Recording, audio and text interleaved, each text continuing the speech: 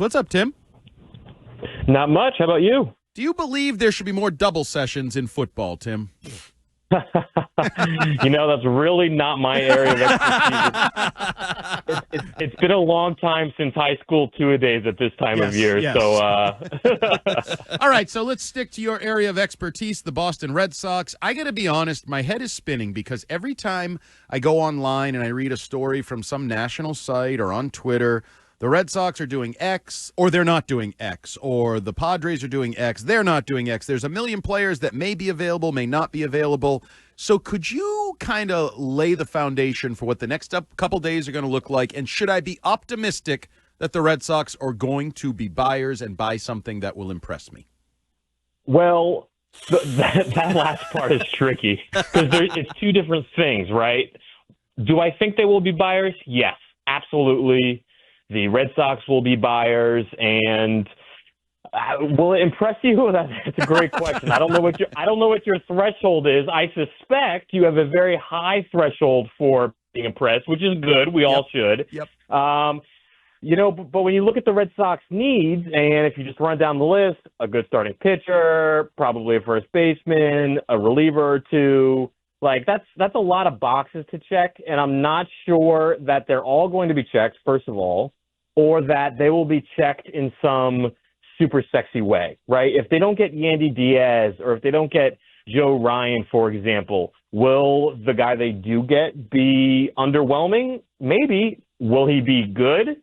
Yeah, I mean, theoretically, if the Red Sox are adding him, then he should be an upgrade over what they currently have. But that's what this time of year is all about. It's, as you said, a lot of seemingly conflicting reports, and yeah, I hear you on that. It can be kind of exhausting at times. But the good part is we are 74 hours or so, 76 hours from resolution. So we'll be getting clarity shortly. Well, Tim, we'll never know if this is just speculation or informed speculation, but are there any names that would fit the description that you're talking about where maybe they're not sexy, but they're still players that could help this team that you've heard mentioned in connection with the Red Sox? It's getting harder because things are evolving. On the one hand, you have the Rays who reportedly are open to selling, and there would certainly be some fits there for the Red Sox. Within the division stuff notwithstanding, that can be tricky sometimes. But then the other big development in the last 24 hours really has been the Royals, who looked like sellers, looked like they had a couple of interesting starting pitchers probably available. And then they not only add Randall Grichuk, an outfielder, therefore perhaps positioning themselves as buyers, but they extend Seth Lugo, get him on a new 2-year contract, so he's off the market. And then Chris Bubik goes on the injured list. So there go your two kind of interesting options in the tier below sexy Joe Ryan stuff. You know what I mean? So who else can it be? Great question. Do you believe in Charlie Morton's hot stretch? That's probably something the Red Sox are asking themselves right now. I'd rather not. Is that rhetorical or? I'm not gonna lie. I probably don't believe in it that much. All right, so who do you like better the last 2 months of the season? Walker Buehler or Charlie Morton? Richard Fitz or Charlie Morton? You probably take the guys that you have in house already. But that just goes to show it's not easy to get meaningful or significant upgrades. Sandy Alcantara and Yuri Perez are out there, but Alcantara's been terrible in his first year back from Tommy John. And Perez reminds me a lot, actually, of Jesus Luzardo of the Phillies, who the Red Sox obviously saw last week, in that he's a Marlins pitcher, and he's got great stuff, and he's young, and he's controllable, and his name is in trade rumors, year-round for years. But he's mostly an idea as opposed to a proven commodity. Luzardo's never really been able to put it together for a long stretch. Perez hasn't either, so it's a weird one. So Tim Healey here with WEEI Afternoons from the Boston Globe. Where did things go sideways with Joe Ryan? Because there was one point in time, like right before the All-Star break, and then you see the photos of the All-Star break with Bregman and Crochet, and it's like, oh, they're doing the NBA thing. They're recruiting. Joe Ryan made the comments that he wanted to be included in trade rumors, and he thought it would be a cool idea to be traded. I had actually accepted the fact that he was coming to the Red Sox. All I needed to find out is what they were shipping out. Where did that all go so wrong? It seems like they have the assets to go get Joe Ryan if they want, and I want them to go get Joe Ryan. So what the hell's the problem here? The problem is there is no pressure on the Twins really to make a deal now because he's not a pending free agent. He's a controllable guy. And in the same way, in the way people talk about Jarren Durant potentially being traded and the Red Sox excluding him from their outfield surplus, one line of thinking is, oh, you could do it now, yes, but if you wait till December and all of the teams are potential fits, including 3 to 5 teams at the deadline who are interested, then you can maximize your value. So with guys who are not merely rentals, there's a much higher bar to clear. And it's not clear to me that the Twins necessarily even want to flirt with that idea. Well, the name has entered the conversation, so I may as well ask about Jarren Durant on the other side of all of these trade deadline conversations. What's a general likelihood that you would put on Durant getting moved before the trade deadline this year? Very, very low. Okay. I'm not going to say zero because what is 0% chance, but it's very, very low. I'd be really surprised. That was true even a week ago.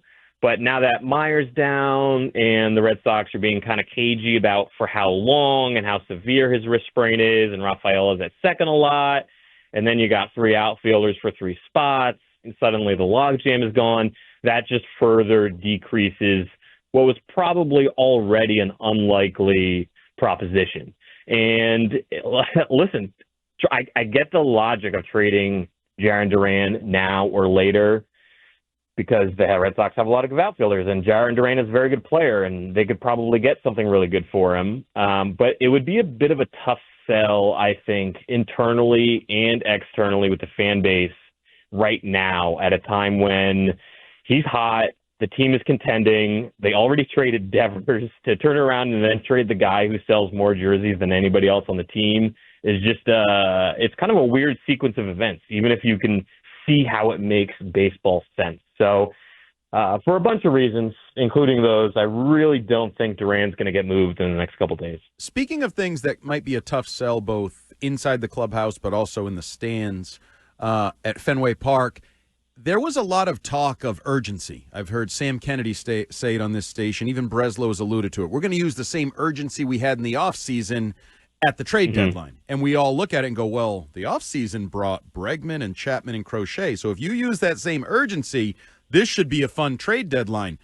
But what's the reaction going to be if there is no fruit to bear from that tree? If there's just maybe a low level, let's just say they bring in a random middle reliever and that's all they do. What's the reaction going to be from the fans? And more importantly, what's the reaction going to be from the clubhouse that has reacted poorly to trade deadlines in the past? I think it would be very disappointing in the clubhouse and in the stands. There's no way around that because the Red Sox and Breslow and Kennedy, et cetera, have really not backed themselves into a corner per se, but they've set a bar. They've added some hype to this trade deadline season because when the Red Sox traded Devers and the players at first thought, whoa, what the heck is going on? And then the message from management was, we're not giving up on the season. We plan to be buyers at the trade deadline. Go play ball. And then the Red Sox respond to that on the field by firmly inserting themselves into the playoff race. Then the players very much are expecting reinforcements, which is reasonable of them. And if it doesn't happen in a meaningful way, then yeah, that's a bit of a gut punch. You saw it. You know, I remember talking to JD Martinez last year about the trade deadline generally, just because he's such a wise baseball player, you know, the wise old man at this point. But he said that in 2021, when the Red Sox were competing in the division, and then they had what players perceived as an underwhelming trade deadline, acquiring the injured Kyle Schwarber, that was rough inside the clubhouse. And they ended up falling out of the division lead, snagged the wild card, went on what proved to be a kind of fluky ALCS run. That stuff it hits. It has an impact on the clubhouse for better or for worse. And in the cases where the trade deadline additions are underwhelming, it's for worse. Tim, I'd love your opinion on a debate that Andy and I have had in past weeks, one that I think he's softened on a little bit, but we went back and forth on if the Red Sox essentially stand pat at the deadline and don't do anything of significance. If they choose to do that, can this team make the playoffs, or are moves necessary to them sneaking in a wild card spot, if not better? That's tough. I mean, it really doesn't take a lot to win a wild card spot these days. So I want to say yes, they can still do it as is if we assume, health for their most important players, things like that. Sure. Excuse me. Thank you. But the wild card there is, what do the teams around them do? Because Alex Cora has been loud publicly about this, that in blaming the Red Sox second half failures in recent years on why do the Red Sox get worse? Oh, no, it's just the teams around you getting better. So what are the Yankees going to do the next 3 days? What are the Rays going to do the next 3 days? And are they going to totally fall out of it? Are the Blue Jays really running away with the division, which I certainly did not expect? So credit to the Blue Jays for that. What else is the Mariners going to do? They already got Josh Naylor. So it depends on what the teams around the Red Sox do. But as is, I think, I think they could sneak into a wild card spot. So, Tim, before we let you go, just short answer. Am I going to be happy on Thursday night, or am I going to be bitching come Friday?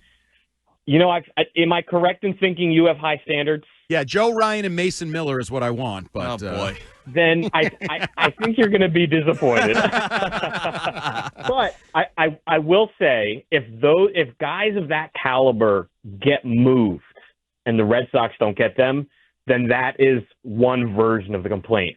But if nobody really good, nobody in that tier gets traded to anybody, then, it's easier to buy into what the team line would be of, oh, well, we got some of the good players who were available, So it's a tricky thing.